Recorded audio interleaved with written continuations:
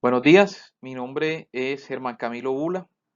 En el desarrollo de este curso de ética general hemos llegado al tema de la ética aplicada y particularmente escogí el tema sobre ética profesional para desarrollar la etnografía. Bueno, realicé una entrevista como técnica de trabajo para hacer la etnografía. En las dos entrevistas se observan dos situaciones que vamos a examinar desde el punto de vista ético y moral.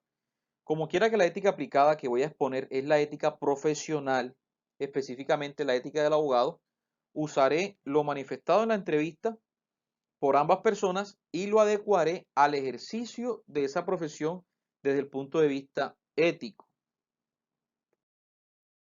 Entrando ya en materia, me permito leerles una definición de ética profesional.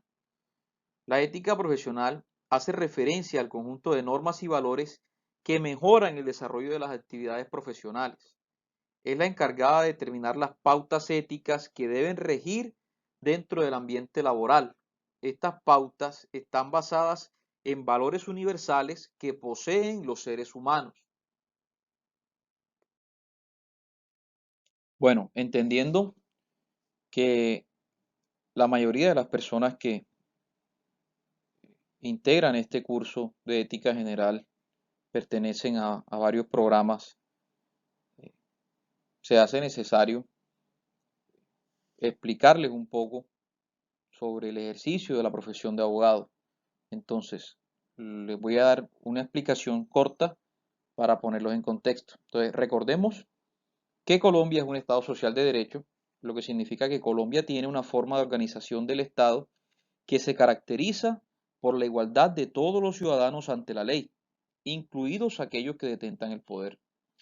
De acuerdo a la estructura del Estado colombiano, este está integrado por tres ramas del poder público que son la rama ejecutiva, la rama legislativa y la rama judicial.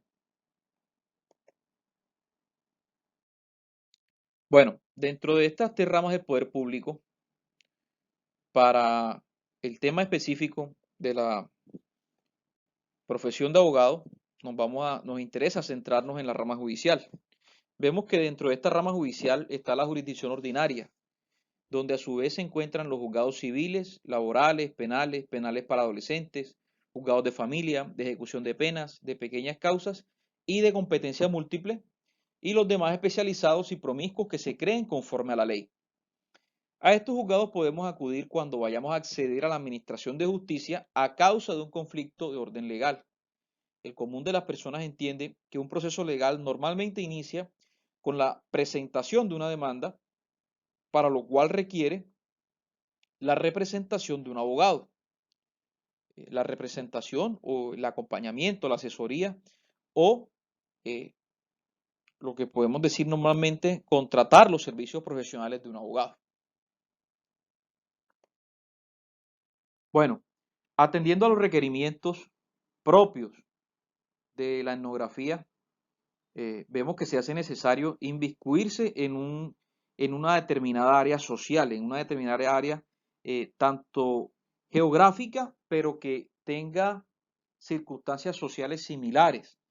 Entonces, para ello, me dirigí hacia la comunidad específicamente de Sagún, donde encontré dos personas que necesitan una asesoría de tipo legal.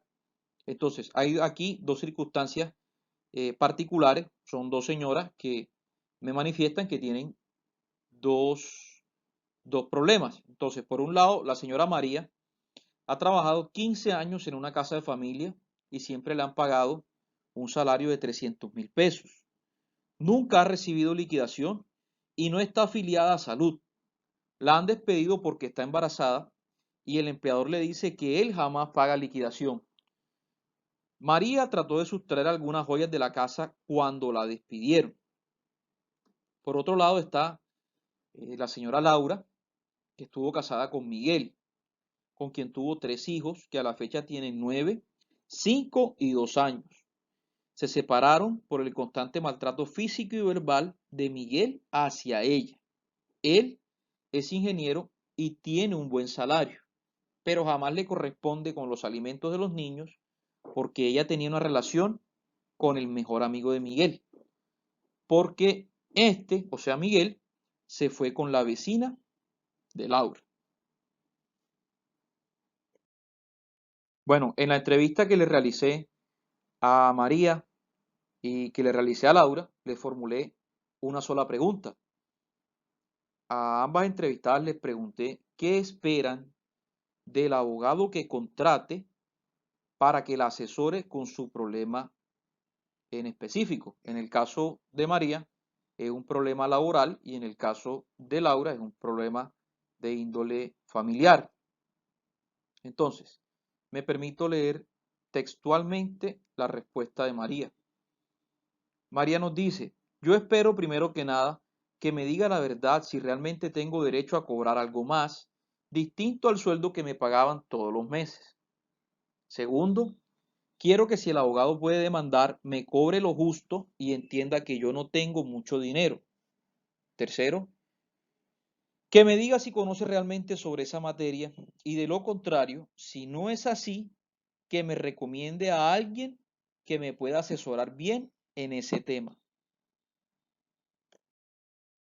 Bueno, ahora daré mi concepto como abogado, acogiéndome a las normas éticas que regulan el ejercicio de la profesión.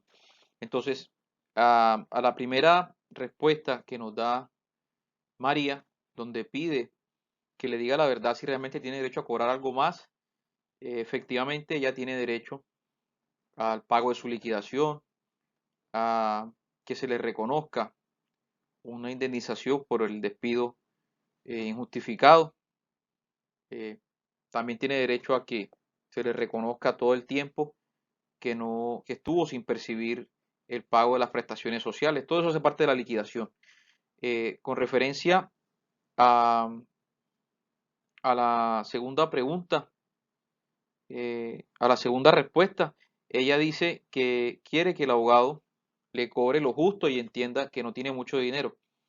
Eh, una constituye falta en la profesión del abogado obtener clientes aprovechándose de una situación de calamidad que afecte gravemente la libertad de elección.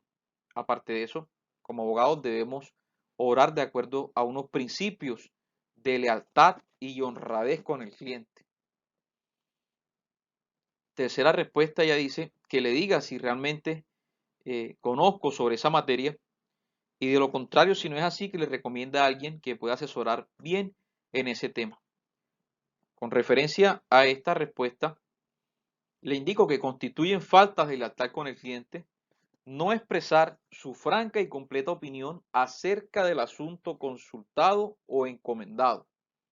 Entonces, siempre en todo momento le responderé con mucha claridad sobre el tema que ella o que cualquier persona me indague, porque de lo contrario, de no hacerlo, constituye una falta disciplinaria.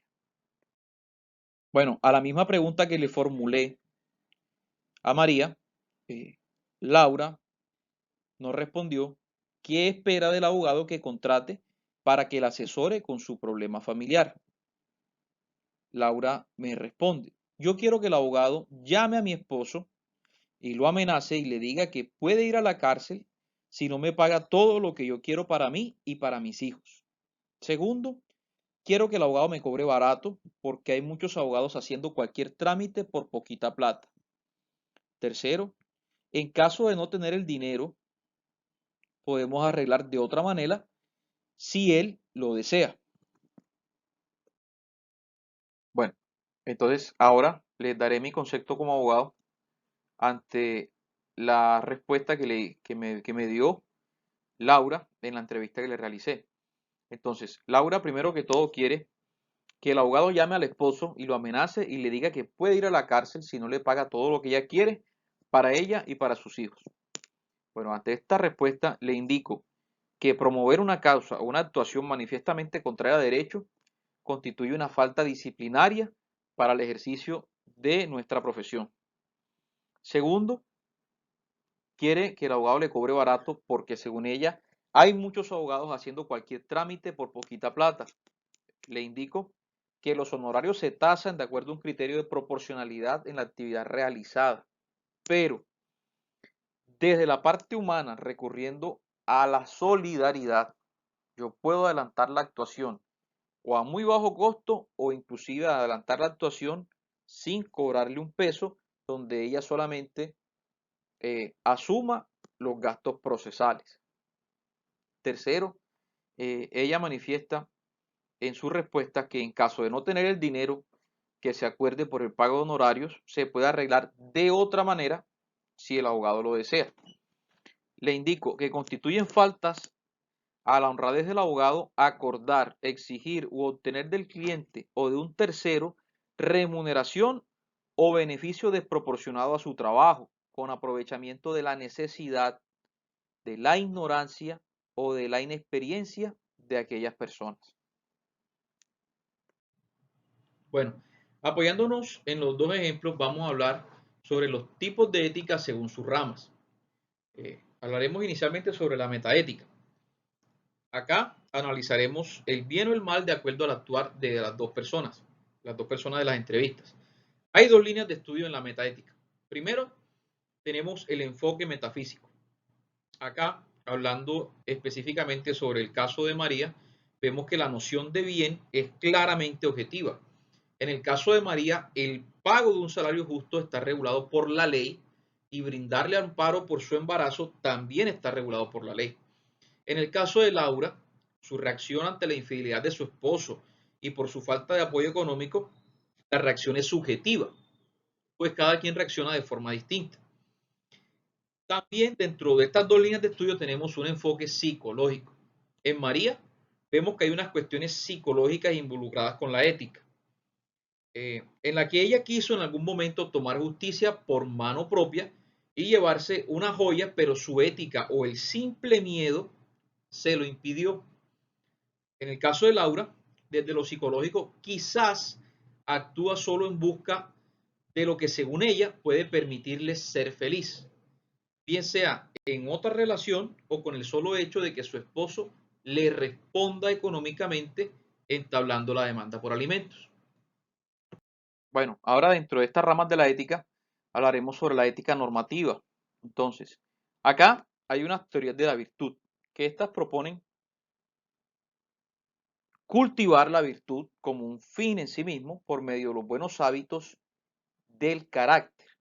Entonces, en los casos de los ejemplos, vemos a dos personas que no cultivan la virtud de la justicia, que son los patrones de María y el esposo de Laura, en el entendido de que los patrones deben ser justos con el pago de un salario digno y el esposo de Laura debe ser justo con el cumplimiento de su obligación de brindar alimento a sus hijos.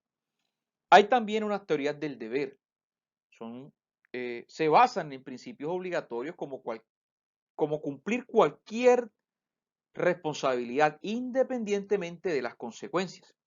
Entonces, en los ejemplos, vemos que el cumplimiento de esas responsabilidades es recíproco en ambos casos, ¿verdad?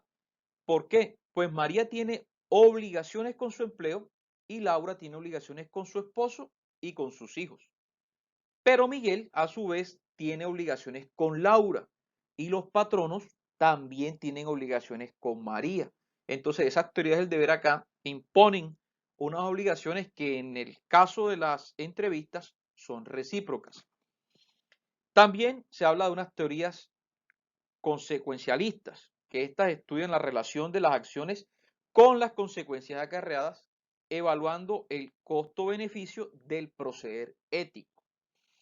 En el caso de María, la reacción de María ante el despido es la búsqueda de justicia. También ella hizo una evaluación de costo-beneficio si se llevaba las joyas y decidió no hacerlo. Por otra parte, Laura reaccionó ante la infidelidad de su esposo con un acto que podía herir a su esposo al entablar una relación con su mejor amigo, pero no esperó que la consecuencia fuese la falta de apoyo económico para sus hijos. Bueno, finalmente vemos una ética aplicada. Esta ética aplicada estudia las cuestiones éticas a situaciones concretas. Para que pueda hablarse de ética aplicada, deben cumplirse dos condiciones. Primero, que se aborde una cuestión moral y que el tema sea controversial. Algunas de esas situaciones morales controvertidas pueden ser la pena de muerte, el porte de armas, el aborto, la eutanasia, la maternidad subrogada, la fabricación de armas biológicas, etc. La ética aplicada se basa en principios normativos. Por ende, se relaciona con la ética normativa, especialmente con las teorías del deber y de las consecuencias. Como ejemplos de ética aplicada podemos mencionar las siguientes. La ética profesional, que se refiere al conjunto de principios y criterios que rigen las acciones de una persona en el ejercicio profesional. En el caso eh, que me concierne, yo estoy explicando eh, este ejercicio profesional desde el ámbito de abogado. Entonces, esta ética profesional estudia y anticipa escenarios de conflicto entre la moral del profesional y el cumplimiento del deber, ¿verdad? Dentro de ética profesional está la ética jurídica, que sería la misma ética del abogado. Esta ética jurídica o la ética de la profesión de abogado orienta los principios que conducen la práctica del derecho. Algunos de sus temas son el secreto profesional, el derecho a la defensa, entre muchos otros. Bueno, finalmente, se hace necesario indicarles que la ley 1123 de 2007 establece el Código Disciplinario del Abogado, que es la norma que indica